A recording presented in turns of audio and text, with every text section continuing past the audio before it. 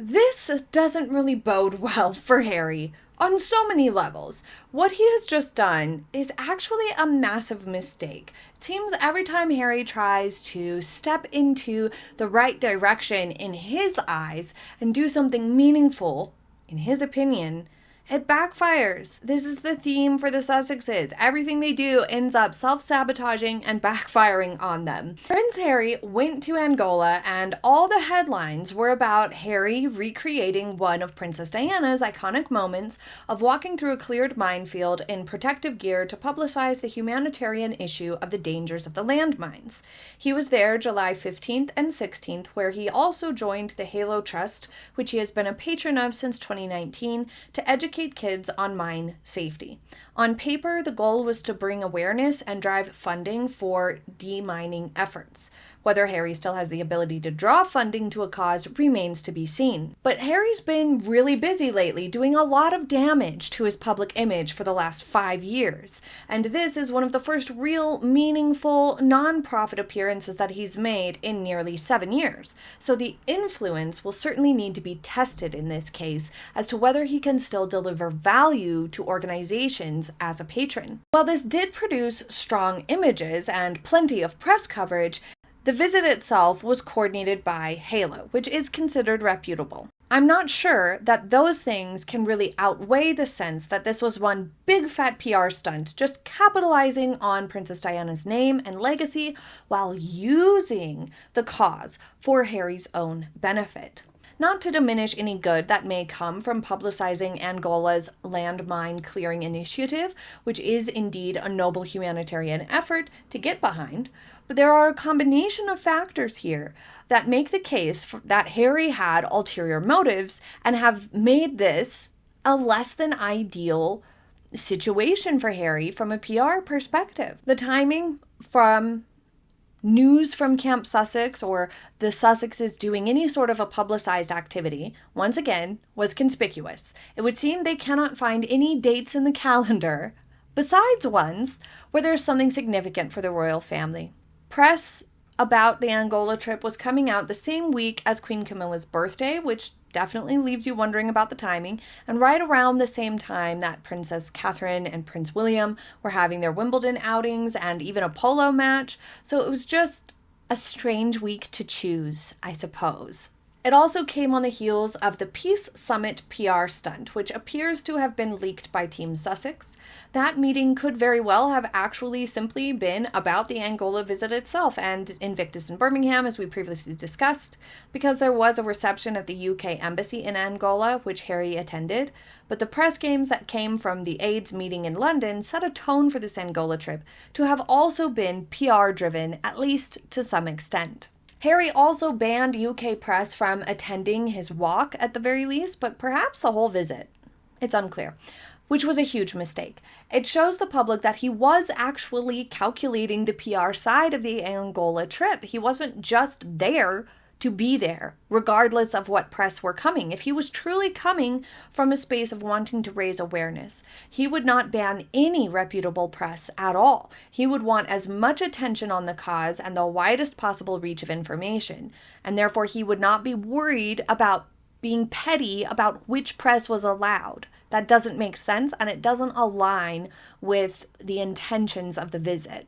Additionally, since Harry has not found any sort of success since moving to the United States, things like going about and buying up fake awards hasn't been working, Invictus has lost momentum, this sort of feels like a performative exercise in trying to rebrand once again. Harry wants to rebrand closer to his previous image as the humanitarian prince, which we have seen him inching towards in the last year or two. What better way to do that than to recreate a beloved humanitarian princess's efforts and remind everybody that you're Princess Diana's son. While Harold's alignment with Diana's legacy resonates emotionally, particularly with some audience, and provides moral clarity, there are real risks to his public image and his long-term reputation from relying so heavily on that connection.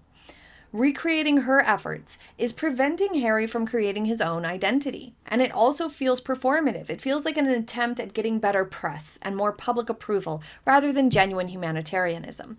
And we've seen this with Meghan as well as with Harry a lot. They invoke the name of Diana and the image of Diana in people's minds, thinking that it'll be some sort of magic trick on the public, that then they will be adored the way she was because they're doing what she did, or they're talking about her a lot, or they have some sort of mystical connection to her. It's not working, and you'd think they would figure that out by now. Beyond that, though, it would appear that Harry is unable to forge his own legacy, just constantly relying on his mother's memory.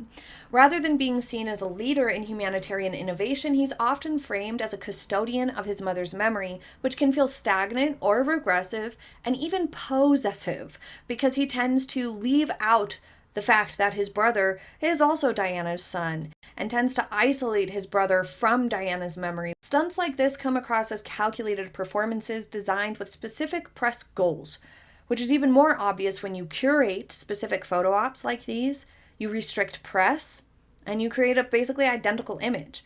This behavior aligns with image management more so than genuine activism, especially when it's not an original concept, which reinforces the suspicions that it's just PR rather than principle. Unfortunately for an audience like myself, who did not grow up with Princess Diana's story, it doesn't connect in the same way. It can feel stale for Harry to constantly being stuck referencing Diana and recreating moments and obsessing over drawing her into everything that he does or says. It doesn't hit the same for my generation as it does for example, my parents' generation, who kind of grew up with Diana in a way. While a more measured approach, like that which Prince William takes, tends to evoke sympathy and a connection to the love and the loss that's there, this feels more smothering and compulsive. And more importantly, it prevents his ability to create his own image and his own identity and his own sort of brand, if you will, or his thing. Like, he feels like he doesn't have any direction. It's always looking back into the past, back to what Diana did, back for what went on in the past. Same with a lot of things Harry's done. He's always complaining about things that happened in the past, long ago, that were previous things that happened, even if it's 5, 10, 20, 30 years ago. He's still complaining about it. It feels like he's relying on Princess Diana's legacy, her image, her likability, and her memory, as well as the trauma that he experienced in losing her, as a crutch, as a way to get attention, and as a way to try to manipulate his public image into one that is likable. Another layer to this whole thing is that it's sort of confusing or conflicting messaging regarding the royal element of it all. Harry has spent years rejecting the institution that shaped Diana's trauma, as well as her public image. She was liked and had that platform because she was a royal. Yet he continues to capitalize on her royal legacy despite supposedly hating the royals and the institution, which feels very contradictory. This creates narrative confusion. Is he moving forward as a changemaker outside the monarchy, or is he repurposing royal symbols for attention and legitimacy?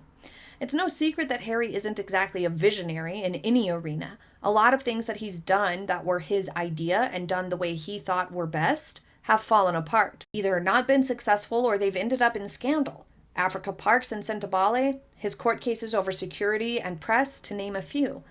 But one thing that hasn't yet completely been destroyed by Harry's lack of judgment is Invictus. But the foundations of Invictus, its inception and how it's run, was all set up by the Royal Foundation, which involved the Prince and Princess of Wales, as well as Harry, and their staff. He was handed something that runs itself, and does so well. It wasn't his concept. The structure of Invictus was established by other people, but Harry wants to be seen as a visionary and a leader. This isn't how he's going to get there. Some people are concerned about this Angola trip because there are rumors of Harry wanting to do a Princess Diana documentary with Netflix to come out in like 2026 or 2027, I think it was. And at this time, there is no confirmation that he brought his own camera person or photographers or anything like that with him to Angola. However, If that were to come to light, it would certainly negatively impact the view of the trip, with an obvious self-serving tone, ulterior motives, that it was basically a media deal and wasn't so much a humanitarian cause that brought him there, but rather because he wants to make this Diana documentary. So people are speculating whether that was the motivations, whether Netflix or the press is going to be used in this potential documentary, and whether that's kind of an ethical or moral question. And people are also speculating whether or not Meghan stayed behind due to security or because Harry wants to have some things to himself. That this initiative he sees as highly personal and prefers to keep it an independent cause is one train of thought.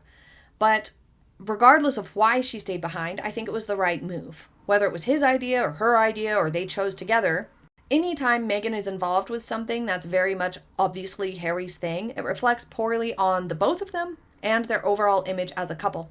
It makes Meghan look pushy, like at Invictus. What is she doing marching anywhere? Why is she making speeches? What is happening? Just be a supporter. You don't see Prince William introducing Princess Catherine every time, or an actor's wife running up on stage to introduce her husband when he wins an award. So it comes off as weird and out of place when Meghan inserts herself into stuff that is Harry's. And after her copying of other iconic Diana photographs, this would have been a step too far. There's rumors that this caused tension between the couple because Meghan apparently has a thing for copying Diana's pictures and wanted to be included in this, is a rumor that floated around a while back. But what do you think? Do you think that this caused tension between them? Why do you think Harry went to Angola? Do you think it had to do with the documentary? Or do you think he's trying to rebrand himself as a real royal sort once again? Leave your thoughts in the comments. Thank you for joining me for today's video. I hope you have a happy day ahead, and I will see you next time. Bye!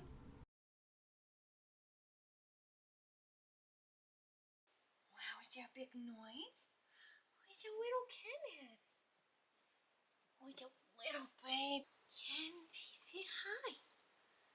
Wow, what a pretty boy.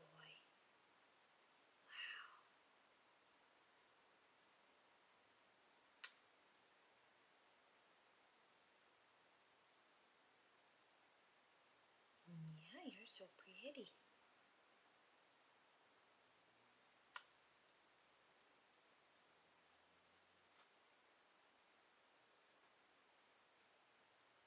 Are you a handsome man? Huh? Are you a handsome man? Oh, yes you are. You're a handsome boy. Yes.